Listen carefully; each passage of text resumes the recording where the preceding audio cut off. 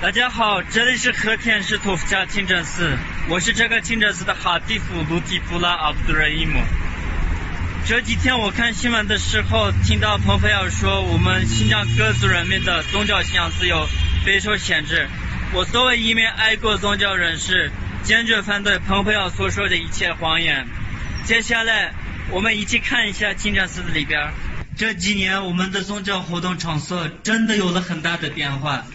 这是我们的书房，这是我们的精神房和社众室厕所，这是我们的大礼拜殿。以前我们清真寺的礼拜环境很差，现在党和政府为我们修建了精神房和社众室厕所，还给里面装了电脑、空调、饮水机，我们条件有了很大的变化。你们看好不好看？我作为一名爱国宗教人士，可以拍着胸口说，我们国家的好政策一个接着一个，老百姓不愁吃不愁穿，都脱了贫过上了好日子。